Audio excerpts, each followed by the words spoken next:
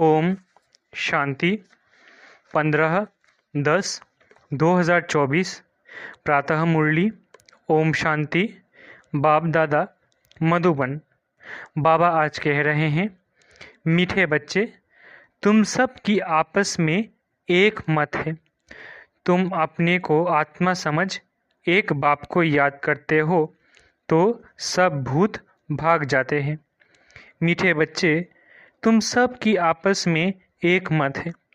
तुम अपने को आत्मा समझ एक बाप को याद करते हो तो सब भूत भाग जाते हैं। प्रश्न, पद्मापदम भाग्यशाली बनने का मुख्य आधार क्या है?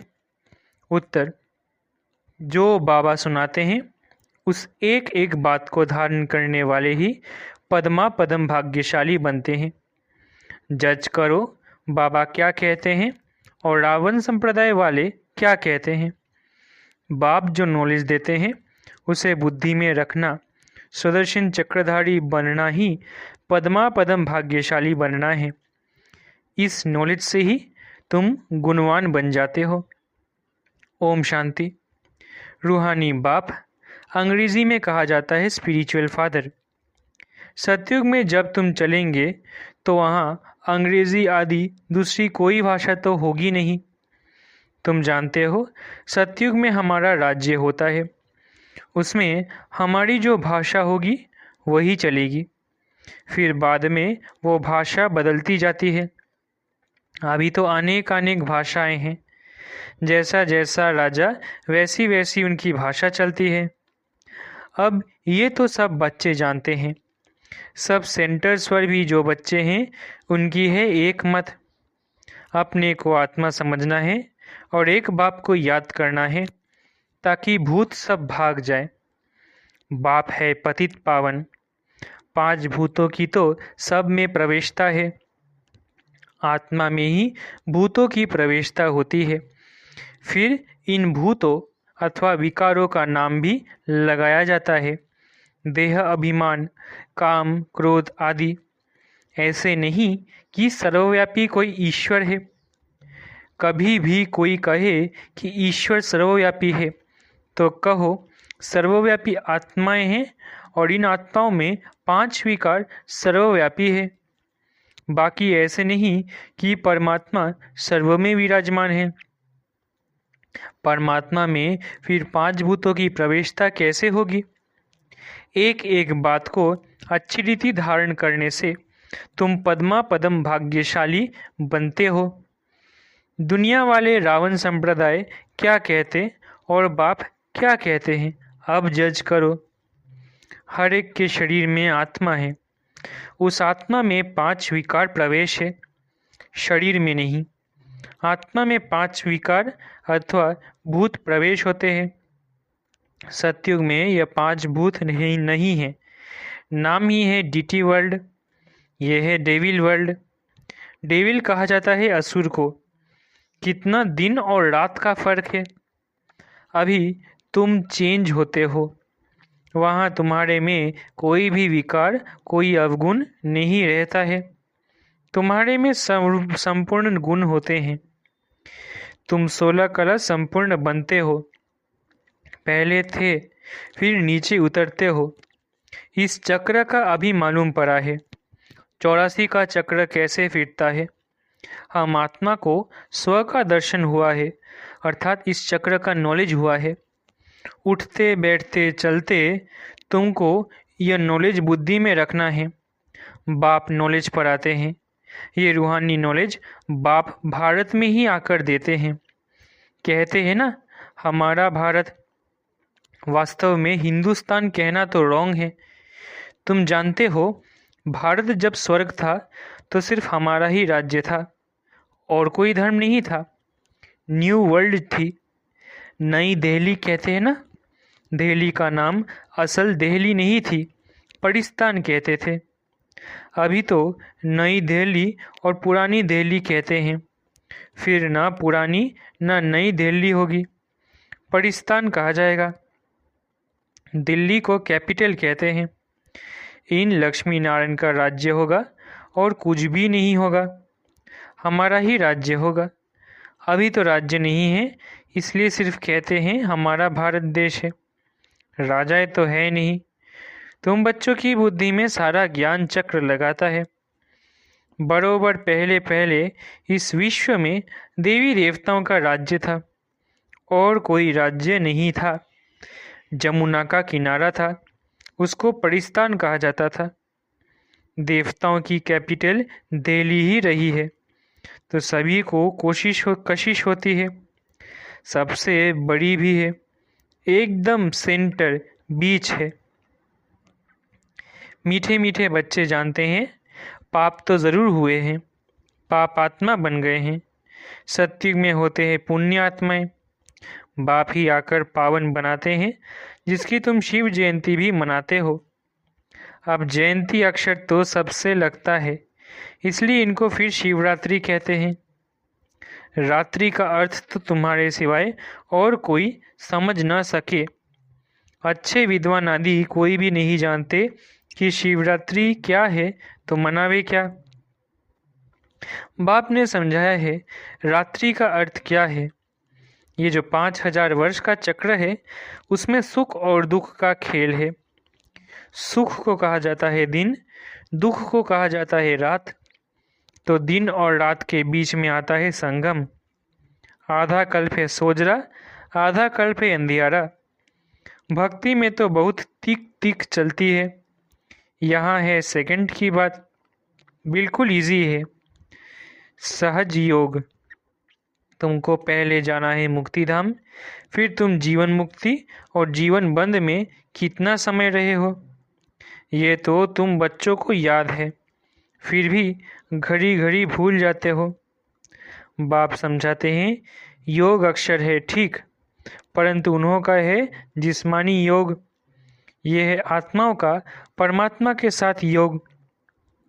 सन्यासी लोग अनेक प्रकार के हठ योग आदि सिखाते हैं, तो मनुष्य मूंझते हैं। तुम बच्चों का बाप भी है तो टीचर भी है, तो उनसे योग लगाना पड़े ना।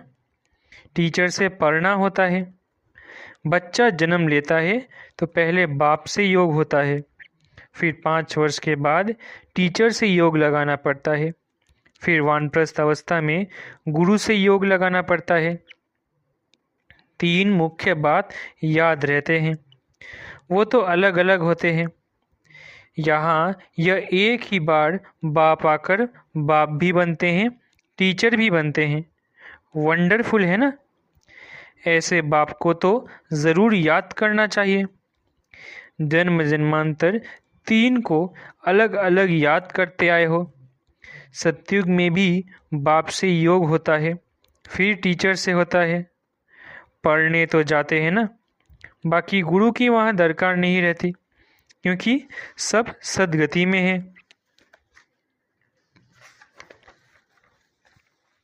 ये सब बातें याद करने में क्या तकलीफ है, बिल्कुल सहज है। इनको कहा जाता है सहज योग, परंतु यह है अनकॉमन। बाप कहते हैं मैं ये टेम्पररी लोन लेता हूँ, सो भी कितना थोड़ा समय लेता हूँ। 60 वर्ष में वानप्रस्थ अवस्था होती है। कहते हैं 60 लगी लाठ। इस समय सबकी लाठी लगी हुई है। सब वानप्रस्थ निर्वाण धाम में जाएंगे। वो है स्वीटेस्ट होम। उनके लिए ही कितनी अथाह भक्ति की है। अभी चक्र फिरकर आए हो।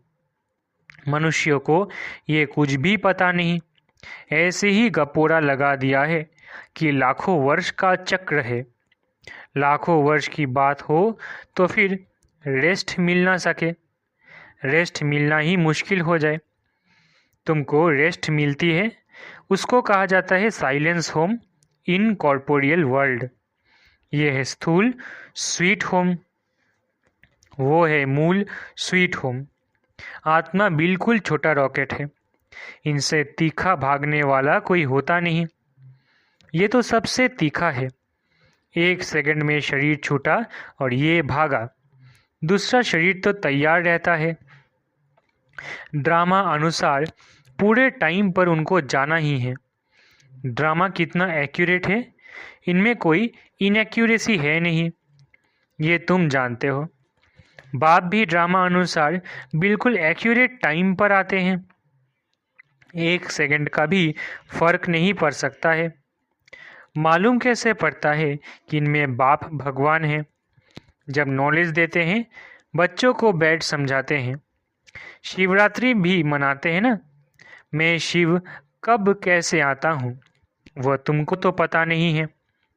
शिवरात्रि कृष्ण रात्रि मनाते हैं, राम की नहीं मनाते क्योंकि फर्क पड़ गया ना। शिवरात्रि के साथ श्री कृष्ण की भी रात्रि मना लेते हैं, परंतु जानते कुछ भी नहीं। यहाँ है ही आसुरी रावण राज्य। ये समझने की बातें हैं। ये तो है बाबा, बूढ़े को बाबा कहेंगे, छोटे बच्चे को बाबा थोड़ी ही कहेंगे। कोई कोई लफ्ज़ से भी बच्चे को बाबा कह देते हैं, तो उन्होंने भी श्री कृष्ण को लफ्ज़ से कह दिया। बाबा तो तब कहा जाता है जब बड़े हो और फिर बच्चे पैदा करते हो। श्री कृष्ण खुद ही प्रिंस है, उनको बच्चे कहाँ से आए? बाप कहते ही है मैं बुजुर्ग के तन में आता हूँ। शास्त्रों में भी है, परंतु शास्त्रों की सब बातें एक्यूरेट नहीं होती। कोई कोई बात ठीक है। ब्रह्मा की आयु माना प्रजापिता ब्रह्मा की आयु कहेंगे, वो तो ज़रूर इस समय होगा। ब्रह्मा की आयु मृत्यु लोक में खत्म होगी। ये कोई अमर लोक नहीं है, इनको कहा जाता है पुरुषोत्तम संगम युग। ये सिवाय तुम बच्चों के और कोई की बुद्धि में नहीं हो सकता। बाप बैठ बताते हैं, मीठे मीठे बच्चों, तुम अपने जन्मों को नहीं जानते हो। हम बतलाते हैं कि तुम 84 जन्म लेते हो। कैसे? तो भी तुमको पता पड़ गया है।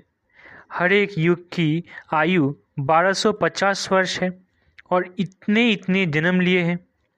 84 जन्मों का हिसाब है ना, 84 लाख का तो हिसाब हो ना सके। इनको कहा जाता है 84 का चक्र। 84 लाख की तो बात ही याद ना आए। यहाँ कितने अपरम अपार दुख है, कैसे दुख देने वाले बच्चे पैदा होते रहते हैं। इसको कहा जाता है घोर नरक। बिल्कुल छी दुनिया है। तुम बच्चे जानते हो, अभी हम नई दुनिया में जाने के लिए तैयारी कर रहे हैं। पाप कट जाए तो हम पुण्य आत्मा बन जाए। अभी कोई पाप नहीं करना है। 1-2 पर काम कटारी चलाना, ये आदि मध्य अंत दुख देना है। अभी ये रावण राज्य पूरा होता है। अभी है कलयुग का अंत। ये महाभारी लड़ाई है अंतिम। फिर कोई लड़ाई आदि होगी ही नहीं। वहाँ कोई भी यज्ञ रचे नहीं जाते। जब यज्ञ रचते हैं तो उसमें हवन करते हैं। बाप ने भी ये जो रुद्र यज्ञ रचा है, इसमें बच्चे अपनी पुरानी सामग्री सब स्वाहा कर देते हैं। अब बाप ने समझाया है, ये है रुद्र ज्ञान यज्ञ। रुद्र शिव को कहा जाता है। रुद्र माला कहते हैं ना। निवृत्ति मार्ग वालों को प्रवृत्ति मार्ग की रस्म रिवाज का कुछ भी पता नहीं है। वो तो घर बार छोड़ जंगल में चले जाते हैं। नाम ही पड़ा है सन्यास। किसका सन्यास? घर बार का। खाली हाथ निकलते हैं। पहले तो गुरु लोग बहुत परीक्षा लेते हैं, काम कराते हैं। पहले भिक्षा में सिर्फ आटा लेते थे, रसोई नहीं लेते थे। उन्हों को जंगल में ही रहना है, वहाँ कंद मूल फल मिलते हैं। ये भी गायन है। जब शत्रुप्रधान सन्यासी होते हैं तब ये खाते हैं। अभी तो बात मत पूछो, क्या क्या करते रहते हैं। इसका नाम ही है विशियस वर्ल्ड। वो है वाइसलेस वर्ल्ड। तो अपने को विशियस समझना चाहिए ना। बाप कहते हैं सत्य को कहा जाता है शिवालय, वाइसलेस वर्ल्ड। तो यहाँ तो सब पतित मनुष्य है, इसलिए देवी देवता के बदले नाम ही हिंदू रख दिया है। बाप तो सब बातें समझाते रहते हैं। तुम असूल में हो ही बेहद बाप के बच्चे। वो तो तुम्हें 21 जन्मों का वर्षा देते हैं। तो बाप मीठे मीठे बच्चों को समझाते हैं, जन्म जन्मांतर के पाप तुम्हारे सिर पर है। पापों से मुक्त होने के लिए ही तुम बुलाते हो। साधु संत आदि सब पुकारते हैं, हे पतित पावन। अर्थ कुछ नहीं समझते, ऐसे ही गाते रहते हैं, ताली बजाते रहते हैं। उनसे कोई पूछे परमात्मा से योग कैसे लगावे, उनसे कैसे मिले, तो कह देंगे वो तो सर्वव्यापी है।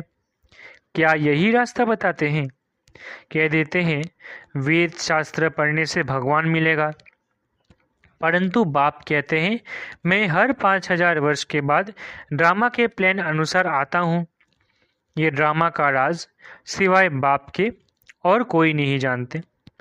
लाखों वर्ष का ड्रामा तो हो ही नहीं सकता। अब बाप समझाते हैं ये 5000 वर्ष की बात है। कल्प पहले भी बाबा ने कहा था कि मन मना भव, ये है महामंत्र, माया पर जीत पाने का मंत्र है। बाप ही बैठ अर्थ समझाते हैं, दूसरा कोई अर्थ नहीं समझाते। गाया भी जाता है ना, सर्व का सद्गति दाता एक, कोई मनुष्य तो हो नहीं सकता। देवताओं की भी बात नहीं है, वहाँ तो सुख ही सुख है, वहाँ कोई भक्ति नहीं करते। भक्ति की जाती है भगवान से मिलने के लिए। सतयुग में भक्ति होती नहीं, क्योंकि 21 जन्मों का वर्षा मिला हुआ है। तब गाया भी जाता है, दुख में सिमरन सब करे, सुख में करे ना कोई। यहाँ तो अथाह दुख है, घड़ी घड़ी कहते हैं भगवान रहम करो। ये कलयुगी दुखी दुनिया सदैव नहीं रहती। सतयुग त्रेता पास्ट हो गए हैं, फिर होंगे। लाखों वर्ष की तो बात भी याद नहीं रह सकती। अब बाप तो सारी नॉलेज देते हैं, अपना परिचय भी देते हैं और रचना के आदि मध्य अंत का राज भी समझाते हैं। 5000 वर्ष की बात है। तुम बच्चों को ध्यान में आ गया है, अभी तो पराये राज्य में हो। तुमको अपना राज्य था, यहाँ तो लड़ाई से अपना राज्य लेते हैं, हथियारों से मारामारी से अपना राज्य लेते हैं। तुम बच्चे तो योग बल से अपना राज्य स्थापन कर रहे हो। तुम्हें सतोप्रधान दुनिया चाहिए। पुरानी दुनिया खत्म न हो, नई दुनिया बनती है। इसको कहा जाता है कलयुग पुरानी दुनिया। सतयुग है नई दुनिया, ये भी किसको पता नहीं है। सन्यासी कह देते हैं ये आपकी कल्पना है, यहाँ ही सतयुग है, यहाँ ही कलयुग है। अब बाप बैठ समझाते हैं, एक भी ऐसा नहीं है जो बाप को जानते हो। अगर कोई जानता होता तो परिचय देता। सतयुग त्रेता क्या चीज़ है, इसको समझ में थोड़ी ही आता है। तुम बच्चों को बाप अच्छी रीति समझाते रहते हैं। बाप ही सब कुछ जानते हैं, जानी जाननहार अर्थात नॉलेजफुल है। मनुष्य सृष्टि का बीज रूप है, ज्ञान का सागर, सुख का सागर, उनसे ही हमको वर्षा मिलना है। बाप नॉलेज में आप समान बनाते हैं।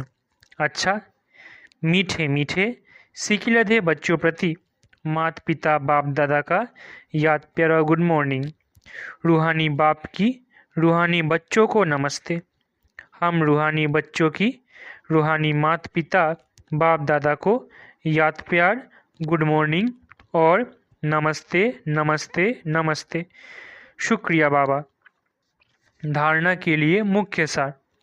पहला, ये पापों से मुक्त होने का समय है, इसलिए अभी कोई पाप नहीं करना है। पुरानी सब सामग्री इस रुद्र यज्ञ में स्वाहा करनी है। दूसरा, अभी वानप्रस्थ अवस्था है, इसलिए बाप टीचर के साथ साथ सदगुरु को भी याद करना है। स्वीट होम में जाने के लिए आत्मा को सत्वप्रधान पावन बनाना है। वरदान, अपनी सूक्ष्म कमजोरियों को चिंतन करके परिवर्तन करने वाले स्वचिंतक भव। अपनी सूक्ष्म कमजोरियों को चिंतन करके परिवर्तन करने वाले स्वचिंतक भव। सिर्फ ज्ञान की पॉइंट्स रिपीट करना, सुनना व सुनाना ही स्वचिंतन नहीं है, लेकिन स्वचिंतन अर्थात अपनी सूक्ष्म कमजोरियों को, अपनी छोटी छोटी गलतियों को चिंतन करके मिटाना, परिवर्तन करना, यही है स्वचिंतक बनना। ज्ञान का मनन तो सभी बच्चे बहुत अच्छा करते हैं, लेकिन ज्ञान को स्वयं के प्रति यूज कर धारणा स्वरूप बनना, स्वयं को परिवर्तन करना, इसकी ही मार्क्स फाइनल रिजल्ट में मिलती है। स्लोगन: हर समय करन करावन हार बाप याद रहे तो मैंपन का अभिमान नहीं आ सकता। स्लोगन: हर समय करन करावन हार बाबा याद रहे तो मैंपन का अभिमान नहीं आ सकता। अच्छा, ओम शांति। शुक्रिया बाबा।